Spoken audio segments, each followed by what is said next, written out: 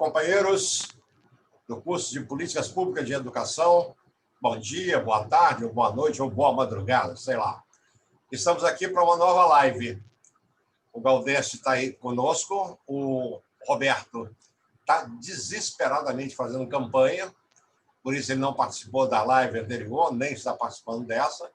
Eu acredito que só a partir do dia 15 que nós teremos de volta o Roberto. O Galdécio está de camisa vermelha porque hoje jogou o Inter. Ele pediu, inclusive, para a gente gravar depois do jogo, só depois do jogo. E é ele quem vai fazer a nossa abertura hoje. Com vocês, professor Galdécio Frigoto. Boa noite, Zacarias. Boa noite, colegas estudantes. Esperamos que todos vocês estejam bem, já preparados para amanhã fazerem o dever cívico. É um instrumento que a gente tem e espero que todos vocês o façam com a maior consciência. Esta nossa live de hoje, o professor Zacarias e eu combinamos para ir aprofundando alguns pontos desta unidade que envolveu, sobretudo, o Plano Nacional de Educação, que o professor Roberto fez uma explanação detalhada dos dados, o professor Zacarias complementou, debateu, analisou, e igualmente eu. Depois nós tivemos uma aula também extremamente detalhada, com dados, analisando todos os programas e a questão do financiamento, né? E fizemos um diálogo, o Zacarias e eu, depois do primeiro momento desta discussão dos dados. Agora, hoje, nós vamos aprofundar alguns aspectos, né? O primeiro deles é de que um dos problemas sérios, né, a despeito de como nós vimos, de que houve lutas que conduziram à melhoria do financiamento, a Bolsa Família, como o Zacarias chamou a atenção, deu um grande incentivo à universalização quase da educação fundamental. O ensino médio, nós vimos, está muito ruim e muito desigual entre estados e municípios, etc. Entretanto, um dos grandes problemas é como se controla os recursos públicos. Quem é que tem o controle dos recursos públicos da educação? Eu diria que nos municípios, a despeito de que cheguem recursos e de várias fontes, ali saber como isto é trabalhado é algo bastante complicado. E eu gostaria de iniciar, então, chamando a atenção para a questão dos conselhos. Os conselhos escolares, né, na verdade, seriam conselhos em que a sociedade teria um peso significativo, né? Evidentemente, o secretário de Educação, e para quê? Exatamente para ter um controle sobre os recursos. Nós tivemos, no passado, vocês não ouviram falar sobre isso, ou se ouviram, já está no passado, lamentavelmente, mas a Prefeitura de Porto Alegre começou com orçamento participativo, onde não só na escola, mas todo orçamento, parte dele era discutido e praticado por aqueles que, de fato, onde o recurso chegava. Qual é o grande problema? Se vocês forem fazer um levantamento de quantos municípios tem o Brasil, vamos fixar mais nos municípios, nós temos 5.565 em alguma estatística, mas hoje são 5.570. Destes, 73% tem entre 10 e 20 mil habitantes. O que acontece nesses municípios? Agora mesmo, um pouco antes da eleição, houve alguns dados que revelam alguma coisa importante para ser pensada, para ver como essa questão tem ângulos que precisam ser aprofundados. Nós temos no Brasil 70 municípios em que o mesmo partido governa há 20 anos. muitas vezes são famílias que estão ali há muitos anos. Destes, 22 são do PMDB, 18 do PSDB, 12 do PDT, 8 do DEM, 6 do PTB, 5 do PDT, 3 do PT e 2 do PSDB. Então, tem um leque grande de partidos, mas, digamos, dominantemente partidos que nós conhecemos, conservadores, etc, etc. Não vou entrar nessa seara, até porque é a véspera da eleição, né? Mas o que acontece? O professor Zacarias conhece muito bem um aluno que nós tivemos, ele foi professor dele, Roberto Farias, né? O Roberto foi secretário infelizmente, ele faleceu, e já mencionei aqui o nome dele. Eu orientei a tese de doutorado dele. Ele fez uma análise sobre o financiamento da educação nos pequenos municípios do Noroeste Fluminense, onde ele foi secretário em Trajano. Trajano de Moraes, Gomes. Então, ele mostrou em que dois problemas sérios. Primeiro, o secretário não tem autonomia sobre o recurso. Quem assina, mesmo que existam leis, mas quem assina é o prefeito. Assina e dá lá o cheque desses projetos, que, enfim, dinheiro na escola. E outros projetos. Dois, o conselho é composto, muitas vezes, mais ou menos como a rachadinha aí de alguns deputados, né? De grupos que fazem a vez e obedecem àquele poder, né? Isto, se a gente aprofundasse, né, Zacarias, um pouco mais, a gente vê que é um pouco a nossa história, né, de um Estado, aqui Estado no sentido da ciência política, Estado, município, Estados da Federação, municípios, Estados e União. Há uma cultura, né? Há uma cultura muito grande do nepotismo, que é favorecer parentes, amigos. Nepotismo vem parentes, mas há parentes, amigos, apadrinhados, etc. E o clientelismo, da cá, toma lá, como se disse. Então, isso faz com que vocês que estão se formando, pedagogos, né, tenham muito em mente da importância de a gente ir criando os próprios alunos no diálogo com os pais, enfim, e avançarmos no sentido de que esses recursos, que não são, como vimos também, pelo custo aluno-qualidade, ainda que tenha aumentado muito os recursos, ainda não chega o custo médio aluno do ensino médio e ensino fundamental da educação básica está longe, nós vimos isso, de chegar aos pés do que é o custo aluno de uma rede federal, por exemplo, porque são poucos que estão na rede federal. Ou, como o professor Zacarias mostrava, de uma escola média privada. Então, mas, apesar disto, existe esse problema do controle dos recursos. Acho que esse é um dos aspectos que eu gostaria de comentar, e eu passo agora a palavra ao Zacarias, depois voltaria com outro aspecto que talvez também tenha que ver, aí sim, com a questão da dificuldade em nossa sociedade frente às questões mais sociais, etc. Ok, Gaudencio, é isso, né? A gente, como nação, a gente ainda precisa avançar bastante. Por uma razão muito simples. Diferentemente dos Estados Unidos, por exemplo, a nação brasileira é construída pelo alto, né? É construída de cima para baixo. As primeiras pessoas que chegam aqui são as pessoas que se tornarão proprietárias de grandes áreas, né? Grandes latifundiários. As pessoas que vêm para cá, os primeiros povoadores, eles vêm de uma forma muito subordinada, né? Posteriormente, se eu pensar na população originária da África, que, né, foi escravizada e trazida para cá, ela foi trazida também sem nenhum direito, sequer sendo reconhecida como ser humano, né?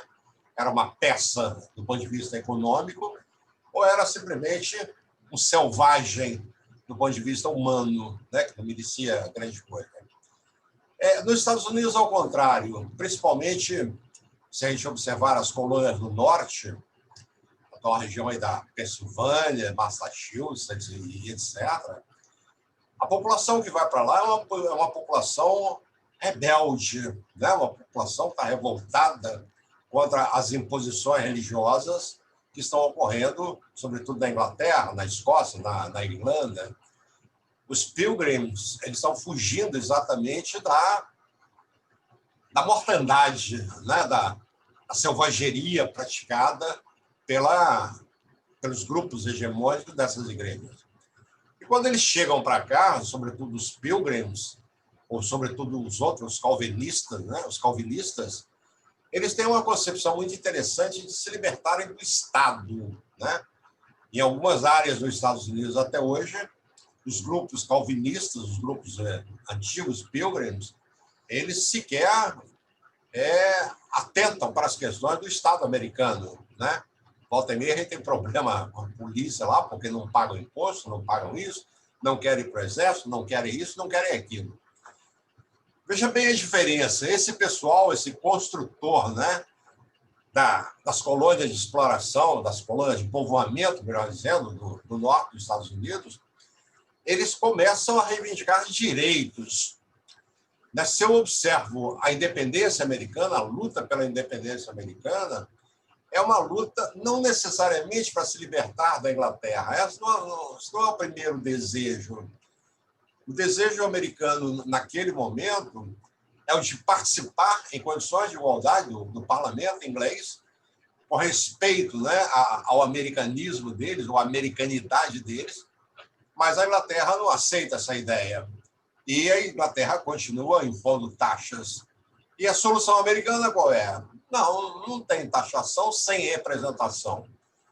Então, a independência americana é uma independência de representatividade dos interesses do povo, né?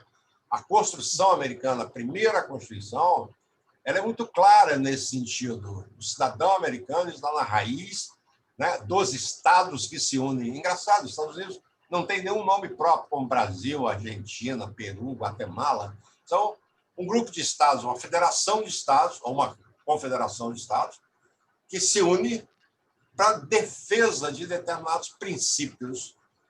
Daí é fácil entender, né, que não é fácil realizar uma eleição no território americano, na medida em que cada estado, que cada condado, o equivalente aos nossos municípios, ele pode fazer uma lei própria para eleger os seus representantes. Eu gosto muito de um teórico, um grande pensador da política, um teórico liberal, Alex de Tocqueville. Ele fala muito dessa construção americana, né, a partir da comunidade cívica. A comunidade é o que interessa.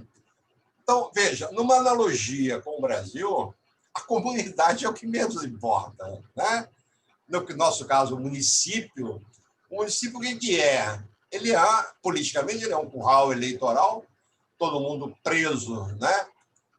Acabrestado aos interesses do latifundiário, do ricaço ali da região. Do ponto de vista econômico, é uma área de produção, né, de exploração daqueles grupos, daquelas famílias majoritárias. Politicamente, educacionalmente, não é nada, não significa nada, e vai por aí afora. Uma colega nossa, a professora que foi secretária de Educação de Pernambuco, estou esquecendo o nome dela agora, ela fala muito isso, que quando ela assumiu a Secretaria de Educação de Pernambuco, ela encontrou em determinados municípios a família de determinados deputados assumindo todos os postos chaves da educação. As diretoras eram tias velhas dele, eram primas, né, sobrinhas, enfim, virou um grande cabide de emprego. E aí, Galdês, você tem razão quando você fala, né, que o nosso controle pela base, pelo município, ainda é muito frágil. Eu até diria, né, que, pegando assim uma linha de raciocínio iniciada pelo Teotônio dos Santos, nosso saudoso amigo Teotônio dos Santos, que fala da nossa teoria da dependência, eu diria que enquanto a gente não conseguir desamarrar o município das muitas amarras que eles têm, vai ser muito difícil a gente sair de um estágio de dependência, porque a manipulação da população, de uma população municipal pelos deputados, pelos próprios senadores e por outras autoridades, faz com que eles sempre se voltem para, né, onde está indicando os interesses daquela pessoa, né, que está ligada ao capital internacional e vai por aí. Então, de fato, isso é muito complicado. A gente tem um municipalismo muito fraco, nós temos 5.000, como você falou, 5.570 municípios, dos quais, olha que coisa absurda, 75% só participam, contribuem para participar do PIB em 0,05%. Portanto, nada. Eles existem, formam, né, uma rede municipal extremamente poderosa que permite isso que você falou, a renovação de certas famílias ad infinito, né, no poder municipal e, por conseguir, no próprio poder estadual.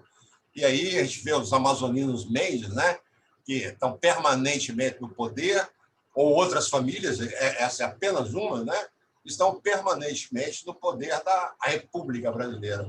Ele não é, na verdade, uma república. Isso aqui é uma grande plutocracia, né, escondida debaixo do conceito de democracia brasileira. Mas o que você acha dessas ideias? O Zacarias, eu acho que você está colocando o dedo na ferida e os nossos queridos alunos,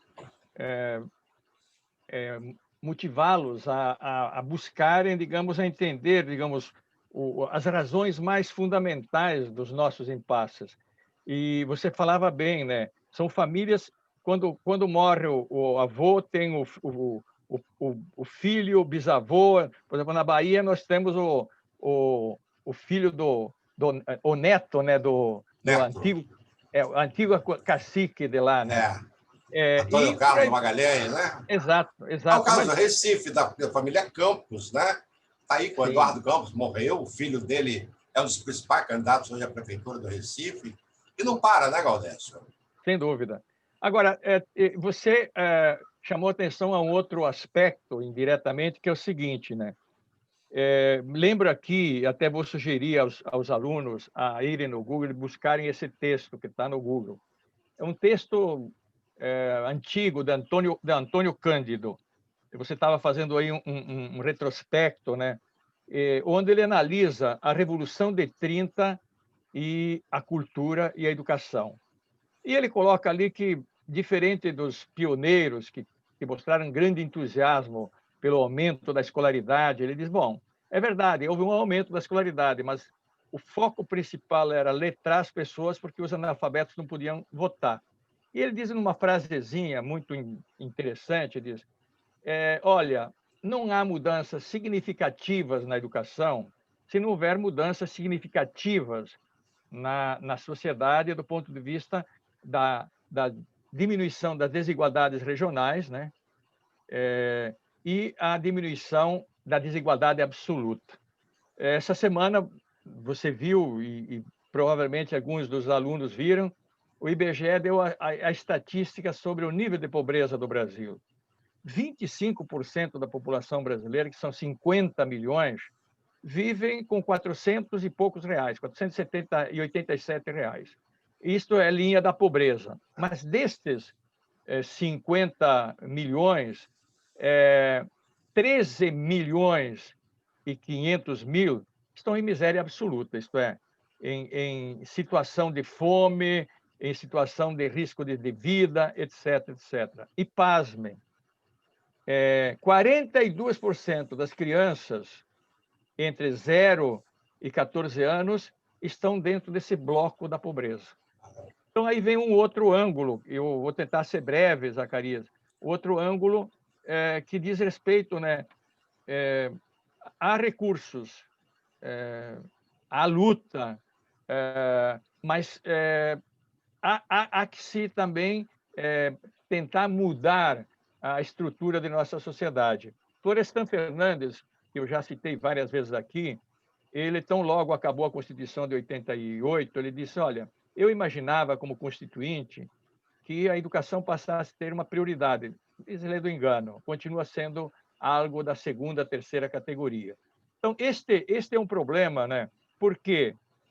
Porque agora mesmo na pandemia, a gente discutiu muito em lives, não necessariamente aqui com vocês, mas como a falta da democratização da internet bloqueia milhares de crianças, inclusive a ONU fez um estudo mostrando que na América Latina milhões de crianças vão ser prejudicadas porque não têm acesso sequer à internet. Isso é um indicador, né? Mas não tem acesso ao mínimo de vida. E, portanto, eu lembrava aqui duas análises. Uma é do Bernstein, um linguista inglês, que ele falava da diferença das estruturas das famílias de classe média média e alta, e as camadas pobres da Inglaterra. E ele dizia o seguinte, que enquanto dentro de casa as crianças têm apoio, uma criança chega e pergunta, pai, por que há uma discussão sobre que a Terra é redonda, outros dizem que é quadrada? Diz, vá, te manda. Ao passo que nas famílias que têm noção e podem, não é um julgamento moral dos pobres, mas porque eles não tiveram isso. Eu me lembro na minha casa, meu pai tinha 4 anos de escolaridade, eu não podia perguntar nada a ele, a não ser quando estava me alfabetizando, e a minha mãe também. Então, este é um outro problema que afeta a desigualdade na educação, da qualidade da educação. E isto é um ciclo vicioso, acaba sendo um ciclo vicioso. E ali, para eu concluir, Zacarias, eu deixaria aqui para os nossos alunos algumas questões de problemas que nós estamos vivendo hoje, né? Primeiro, porque desde a década da implantação do neoliberalismo, especialmente a década de 90, e agora, depois do golpe de 2016, se faz uma crítica de que na formação dos professores se ensina muita sociologia, filosofia, história, enfim, mas que isso não era interessante. O professor tinha que aprender as regras de bem ensinar. Por outro lado, as BNCC, que vocês claramente estão acompanhando, elas colocam como fundamental a língua portuguesa, matemática e inglês. E, na mesma lógica, secundariza, mas não só secundariza história, geografia, etc., mas também física, química, etc. E, para terminar, a Contra-Reforma do ensino médio acaba com aquilo que nós entendemos por educação básica, aquilo que dá a base, pelos itinerários formativos. Lembro aqui uma curiosidade do Guimarães Rosa. Dizem que Guimarães Rosa, desde pequeno, gostava de línguas. Então, estudou várias línguas. E, numa festa familiar, uma prima diz, Guimarães, é verdade que você aprendeu Esperanto em uma semana, coisa equivalente? Diz, olha, prima, não é verdade que eu aprendi Esperanto, porque sequer ele existe já estruturado.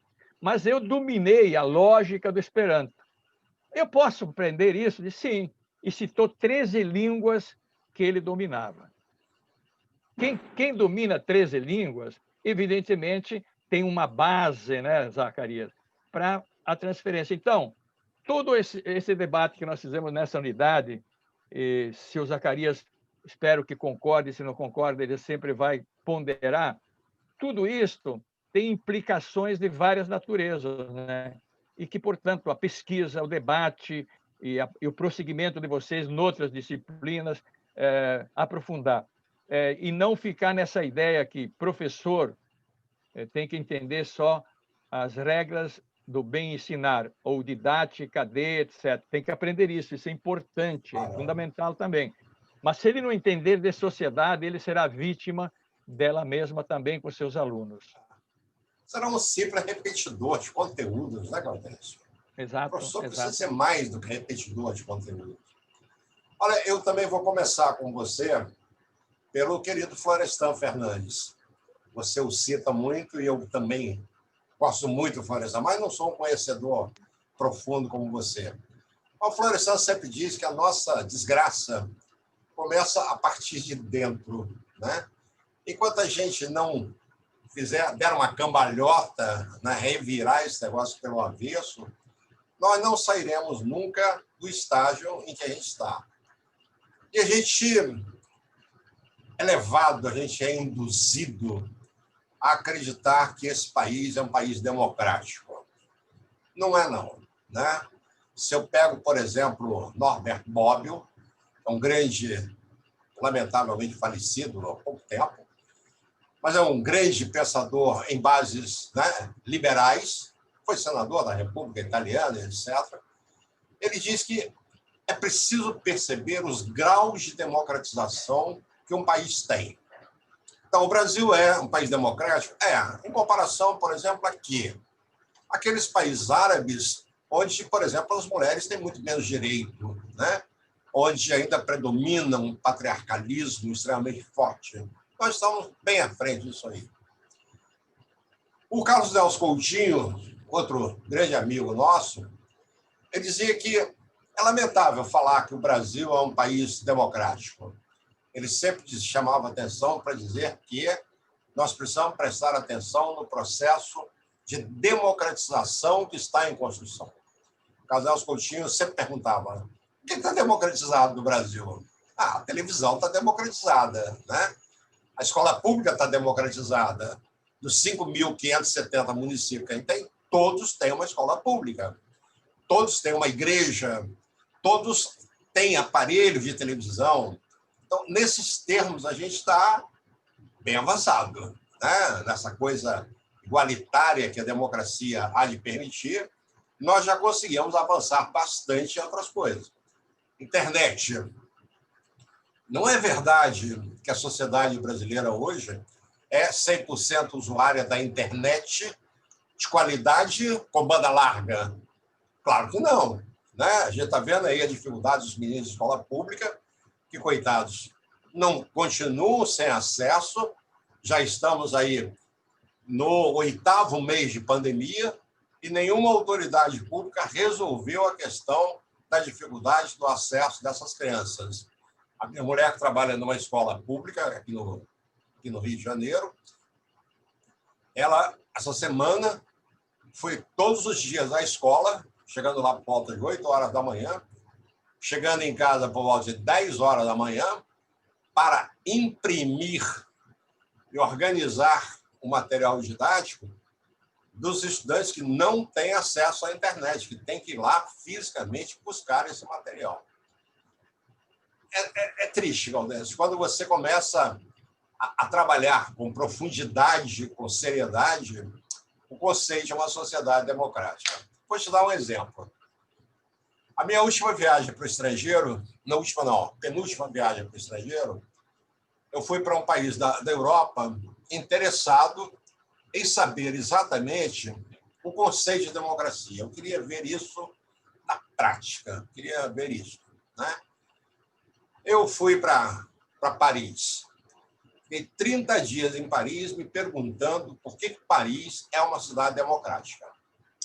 Primeiro, Paris é uma cidade arquitetonicamente muito igual.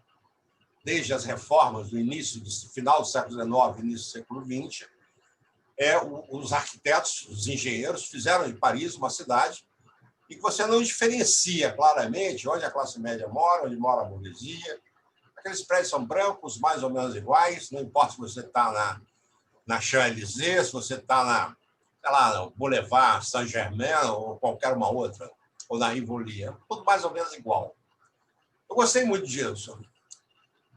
Eu gostei também muito do modo como tratam a questão educacional, né? A escola pública de cada região administrativa, né? Arrondissement, é uma escola de qualidade e garante para todos os residentes daquela região ali uma qualidade muito boa, que vai permitir a aprovação da criança no equivalente ao nosso Enem, né, o BAC, né, que é aquele regime anual de classificação de notas para a entrada na universidade. Me impressionou uma coisa aí, só rapidinho, uma informação paralela. Cada escola na França tem 2 equipes. A equipe pedagógica e a equipe administrativa. O diretor pedagógico de uma escola cuida do pedagógico. Ele não se mete em fazer compra de merenda, compra disso, compra daquilo, como os nossos diretores. Tem lá administradores especializados para isso. Interligando as 2 equipes, existe um professor que é responsável pelas relações institucionais. É esse professor que sai, que vai ao ministério, que vai na secretaria, que vai onde for preciso, para evitar que o diretor pedagógico e o diretor administrativo fiquem saindo da escola para aquelas infinitas reuniões que tem. Essas coisas são muito interessantes, né? Por fim, uma coisa que me chamou muita atenção em Paris foi a centralidade do cidadão, do citoyen, né? Le citoyen. Esse indivíduo, ele, se chegar no estabelecimento qualquer e fizer uma reclamação, a reclamação dele vai ser ouvida com toda atenção, porque se ela sair da órbita daquele estabelecimento, ela pode fechá-lo, né? Vai significar um problema muito sério. Então, o cidadão parisiense, cidadão francês, com essa centralidade, leva a França inteira a trabalhar pela felicidade desse indivíduo. Eu, quando deduzi isso, e várias conversas que eu tive lá me levaram a fechar essa conclusão, eu resolvi ir para a periferia de Paris. Então, aquela periferia muito pobre, que a gente sabe que ela está excluída mesmo, né? Mas eu fui para Chambord. Primeiro, interessado em beber uns bons vinhos no Vale do Loire, mas, sobretudo, interessado não nos castelos, mas eu queria conhecer a vida numa cidade pequena de 50, 80 mil habitantes. Eu fui para lá de trem, eu peguei um comboio, como dizem lá em Portugal, né? 2 andares, refrigerado, limpíssimo, limpíssimo, com revistas à disposição, revistas de jornal do dia à disposição para você ler. E 40 minutos depois eu estava na cidadezinha de Chambord. E aí eu comecei a ver. Fui ao posto de saúde, fui à primeira delegacia que eu avistei, fui ver ponte de ônibus, fui à garagem de ônibus e fiquei impressionado, Valdécio. E cheguei à seguinte conclusão. Morar em Paris ou morar em Chambord é uma opção familiar. Porque o que tem em Paris se repete em Chambord, do básico, para uma vida, né, do cidadão, para uma vida digna do cidadão francês. Um trem que liga as 2 cidades que não vai te estressar para um dia de trabalho. Se você mora em Chambord e trabalha em Paris, você chega lá sem suar, entende? Cansado. Praticamente não tem venda de passagem para as pessoas viajarem em pé. Não tem aqueles, né, seguradores que entopem os nossos metrôs aqui no Rio ou em São Paulo. A previsão é que todo mundo vá bem acomodado, bem sentado, para não se exaurir para uma jornada de trabalho que tem pela frente. Por que eu estou dizendo isso? Para mostrar o quanto nós ainda somos desiguais. Quanto mais eu vou para um Brasil profundo, mais longe, mais distante eu estou das coisas, né? Mais longe eu estou distante de um padrão de qualidade alto da saúde. A segurança pública é diferente. Enfim, a minha segurança ou a minha seguridade social numa cidade daqui perto, da Baixada Fluminense, por exemplo, ela me coloca em situação de risco. Né? Eu não tenho segurança alimentar, eu não tenho segurança policial, eu não tenho segurança disso, eu não tenho segurança daquilo. Então, nós não somos um país democrático. E é preciso que a gente entenda essas coisas a partir do município. Tem um outro autor, que é um burguesão a serviço do neoliberalismo, chamado Pucci, que estuda as comunidades na Itália. O estudo dele é extremamente interessante. Ele mostra que se as comunidades se unirem, elas vão desenvolver um capital social muito forte, muito interessante. A qualidade da vida deles será muito melhor. Mas essa comunidade, né, que vai desenvolver um capital social impressionante, ela também vai interferir na qualidade da educação, da saúde, da segurança, do transporte, disso, mas daquilo outro. E, no final de contas, os indicadores de felicidade dessa comunidade se tornam comparáveis aos indicadores de felicidade do Butão, que é indiscutivelmente o mais alto do mundo. Então, acho que esse é o nosso trabalho, né, Galdês? Começar a dizer para essa meninada que votar no fulano, no beltrano ou no cicrano tem um peso considerável para o nosso avanço democrático. Mas, sobretudo, é preciso votar naquele candidato que está comprometido com a comunidade que eu vivo, né? Ele está comprometido em melhorar a qualidade de vida de todos os seus eleitores e não transformar aquilo num colégio, num curral eleitoral. Ganhar os votos e depois de morar na Barra da Tijuca e nunca mais voltar na comunidade. Ou melhor, só voltar na próxima eleição. Então é isso, acho que a gente precisa, né, fortalecer os conselhos municipais, fortalecer as nossas bases municipais e, a partir daí, começar a construir um Brasil diferente, um Brasil que seja nosso, não que seja um Brasil das elites para o capital nacional e o capital internacional. É complicado, né, Gaudêncio? Mas temos um longo trabalho pela frente. Enquanto você falava, Zacarias, eu lembrava, né, que muitos dos nossos alunos eles têm uma noção, né, da desigualdade que nós temos quando a gente sai da zona sul do Rio para bairros em Duque de Caxias, Belford Roxo, sem falar nas comunidades onde tem regra para chegar e sair, né? Mas uma das questões, apenas concluindo que o nosso tempo está esgotado, né? Mas quando você falava, enquanto você falava da França, foi ótimo porque você pegou o contraponto, digamos, que nos deu a noção do que é um Estado republicano, né? Uma política republicana, um Estado laico, enfim, e que, portanto, tende, mesmo numa sociedade capitalista, diminuir os extremos da desigualdade, não é verdade? E aí isso todo mundo ganha. A saúde ganha, a educação ganha, etc. E, finalmente, para falar do Brasil, né, não muito tempo, vocês agora viram que o Macapá está absolutamente As escuras, nas trevas, né? Total escuridão. As trevas há 10 dias. Macapá, eu fui trabalhar lá há alguns anos, dando assessoria à Secretaria de Planejamento, quando eu trabalhava na FGV. Só não fomos uns 15 anos atrás.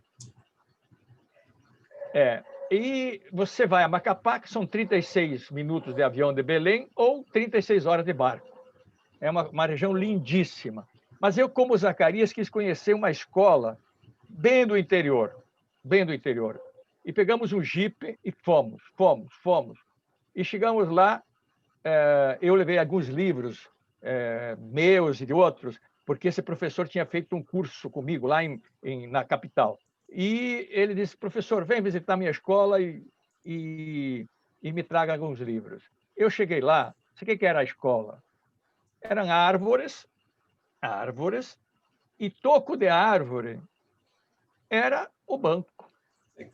Se chovia, não tinha aula. E ele me disse uma coisa que é muito importante para a gente pensar, um dos dados da desigualdade, que é o problema da terra no Brasil, né? 1% dos grandes proprietários tem 50% da terra. E ele disse o seguinte, professor, aqui a cerca chega cada vez mais perto.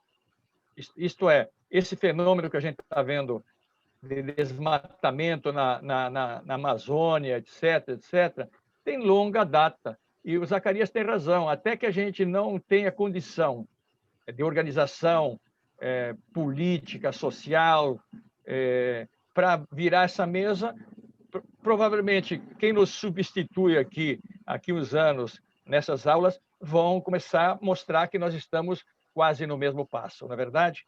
Então, uma boa tarde, boa noite, boa madrugada a cada um e a cada uma. tranquilos.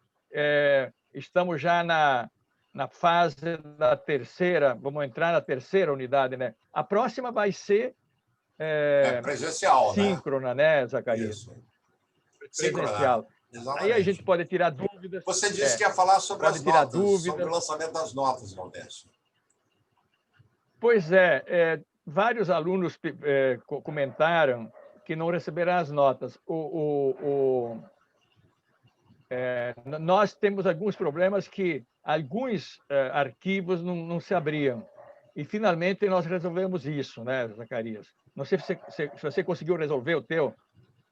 Olha, tive muita dificuldade. Não consegui ainda resolver. Eu devo resolver isso mais tardar até terça-feira que vem. Entendeu?